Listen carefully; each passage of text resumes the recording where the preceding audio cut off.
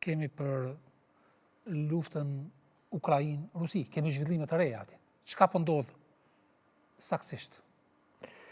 Po, ka disa mos në rajonin e Donbasit. Po ka disa gjëra, duket që Rusia po përparon shpejt në marrjen përfundimtare të asaj që mbetet nga rajoni i Donbasit, ku fronti kryesor që ka qenë ai përqendruar në 2 vitet e fundit në Pokrovsk ka rënë, ka një tërheqje të ushtrisë Ukrainës. Ka një tërheqje edhe të civilëve pro-Ukrainas që jetonin në ato zona, po ka edhe në pjesën jugore që shkon për nga Zaporizhia. Dhe kjo vjen në një moment që edhe klima nuk premton shumë, pasi keni parasysh që dimri në ato rajone është shumë i vështirë. Ka qenë gjithmonë një tillë, sidomos në 4 vitet e luftës, por në këtë moment është shoqëruar edhe me një krizë të jashtëzakonshme, edhe energjetike, por edhe të besimit politik për shkak të një afere të madhe publike të korrupsionit, të disa njerëzve që janë të lidhur ngushtë me presidentin Zelenski.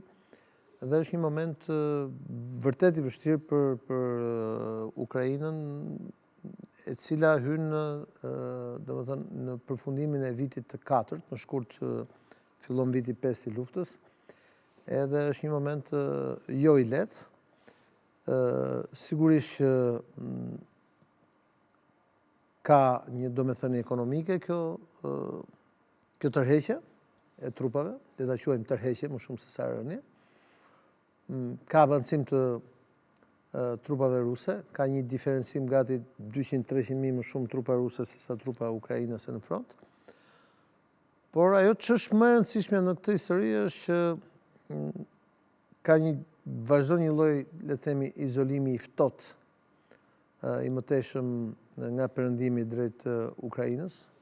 Prandaj presidenti Zelenski këto ditë është në udhëtim, ishte në Greqi, po shkon në Francë etj që të kërkojë të rekuperojë imazhin, por në një të kohë kërkohet nga perëndimi që të ndëshkohen përgjegjësit e atij korrupsionit hapur dhe publik, pasi mbi këtë është ndërtuar gjithë besueshmëria e kësaj lufte, pra në funksionimin e shtetit. Duke patur parasysh që edhe shumë para se të fillonte lufta, Ukraina ka pas probleme të vazhdueshme me të ashtu quajturën pushtet të oligarkisë vendase, pushtet ekonomik dhe politik, apo dhe të korrupsionit. Por në rasti konkret, kur vendi është i bllokuar me sistemin e vet energjetik, kjo gjë e bën akoma më problematike.